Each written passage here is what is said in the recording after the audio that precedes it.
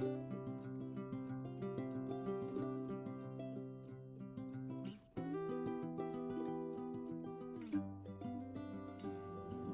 guys! So, kumusta po sa tagal ng panahon na hindi tayo nakapag-upload ulit ng cooking video sa aking channel. So, dito po ulit tayo naging busy lang tayo sa live.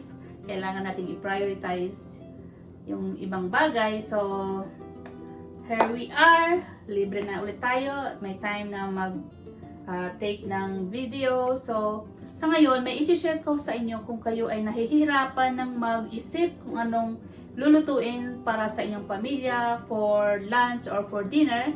So, may nakita akong sauce sa Walmart. So, I'm not promoting Walmart, right? So, gusto ko lang i-share sa inyo para mapadali ang ating pagluluto na makapag-isip kung anong putahe na naman ang ating isi-serve sa ating mga pamilya. Okay, so, may nakita akong sauce na sa Walmart na sabi ko, ay, maganda itong para hindi na tayo mahirapan kung anong isipin, kung anong lutuin. So, ito po, isi-share ko sa inyo. Ito, I tried na ito nung one time last week. So, ito ay galing from Australia. So, meron na siyang instruction dito kung anong gagawin, kung anong klaseng luto ang pwedeng isahog, at anong meat ang gusto nyong gamitin. Tapos, may instruction na din yan kung anong mga gulay, kung anong gusto nyong i-add. So, ayan, na-try ko na rin yan po. Masarap siya.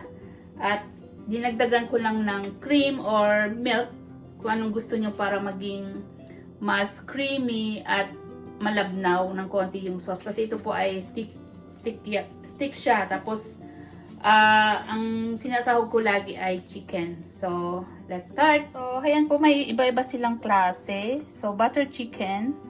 Tapos, ito naman ay Sri Lankan coconut and cashew.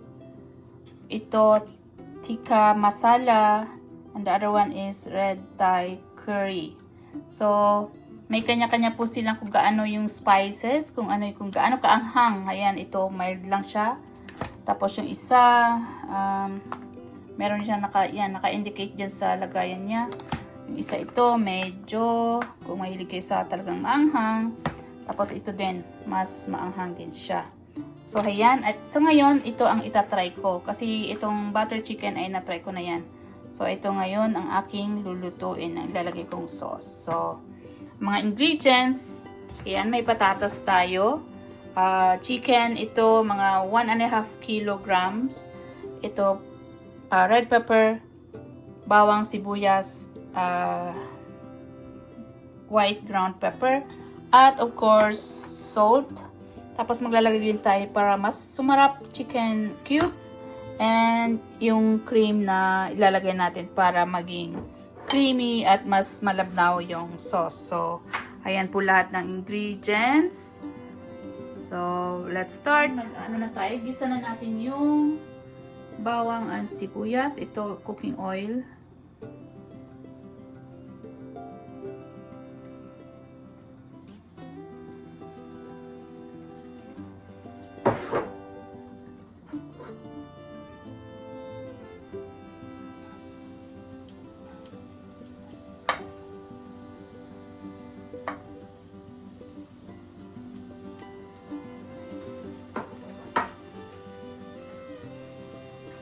Lang hanggang maging brown siya.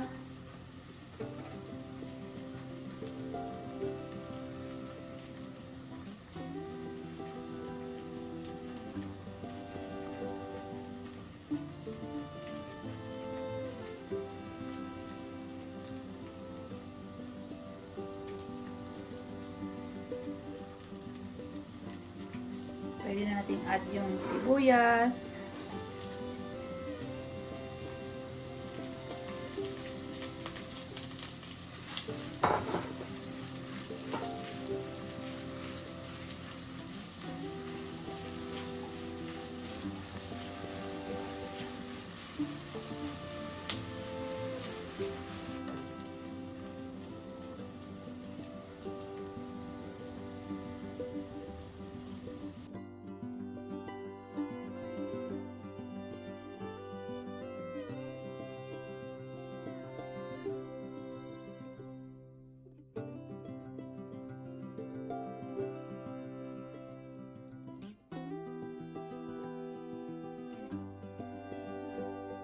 Ayan, naging translucent na ating sibuyas. Pwede natin add ang ating chicken na kinat natin by bite size. Hanggang sa maging brown siya.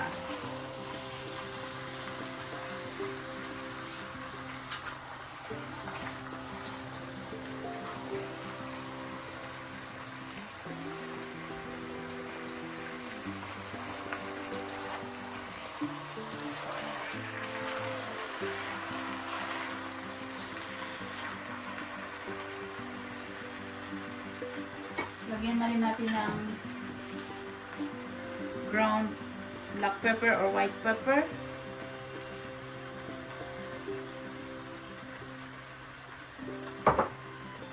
Salt.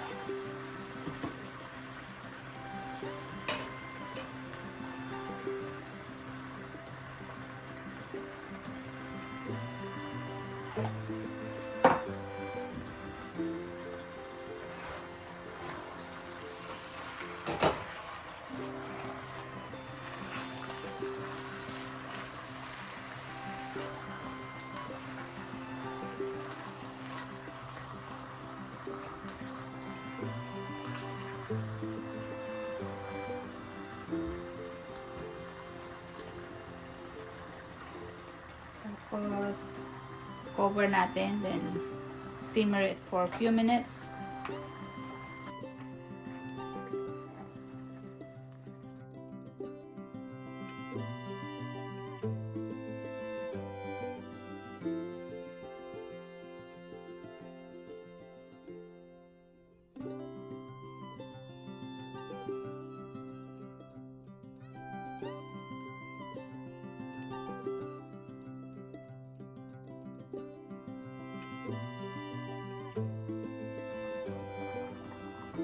Now we're going to add the chicken cubes.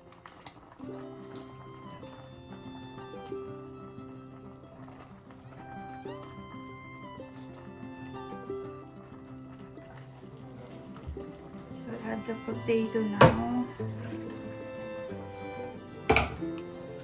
Bago yung ating sauce.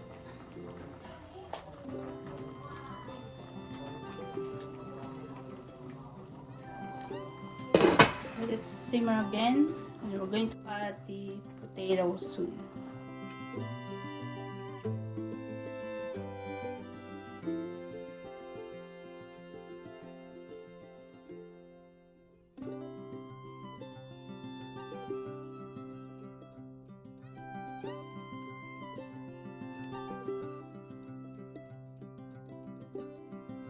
So, ayan, pwede na natin ilagay ang ating sauce. Ito yung ating sauce.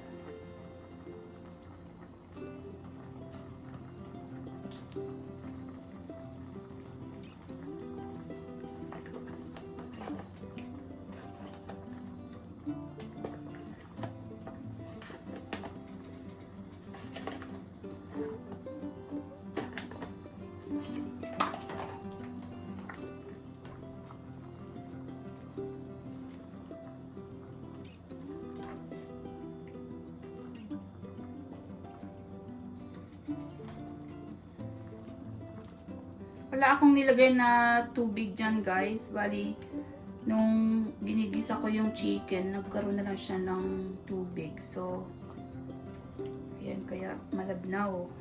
We're going to add a little bit of cream now. Tapos dagdagan mamaya ng cream.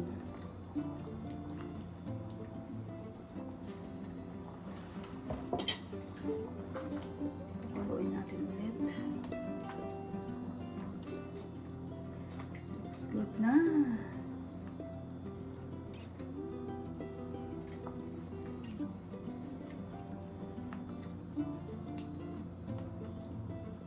Pwede rin yogurt ang ilagay nyo kung gusto nyo ng yogurt.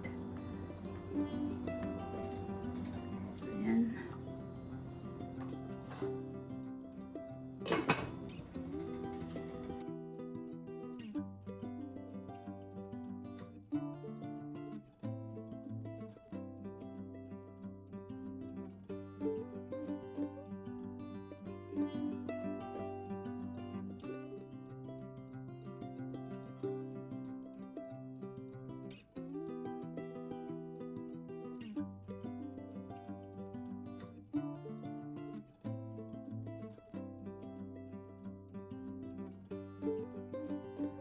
Tikman muna natin kung okay na yung lasa.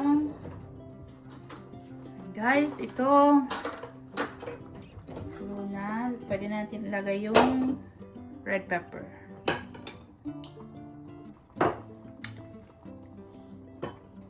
Kulang sa anghang. Maybe I will add more chili flakes. Kasi yung nabili kong sauce, mild lang siya. So, mas masarap pag medyo may kick, may anghang. Simmer natin ng ilang minutes sa chili flakes. Cook yung mayroon kaya ako red pepper, then okay na yan. Okay, meron pala ako ditong cayenne pepper. Ito, try natin ito.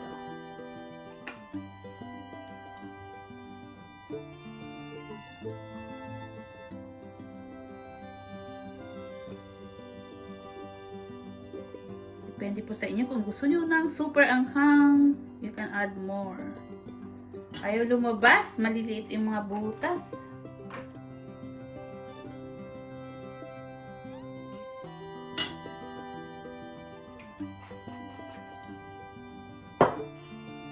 Halo-halo lang.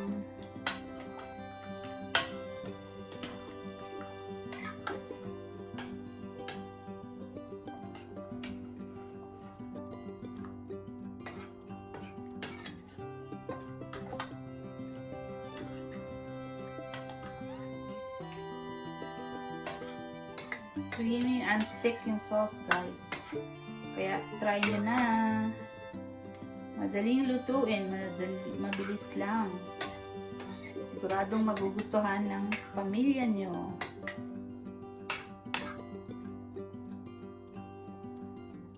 Cover natin ulit.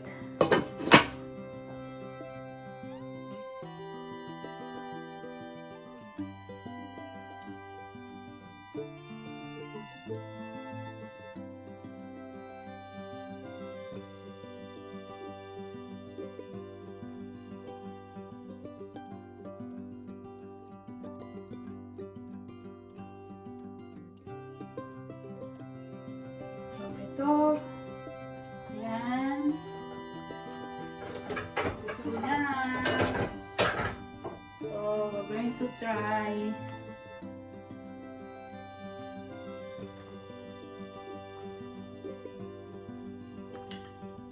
Kuha tayo ng tikman natin.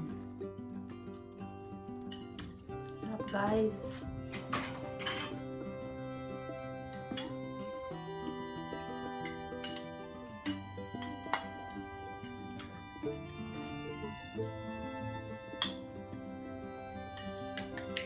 Para mag-balance yung kanyang flavor.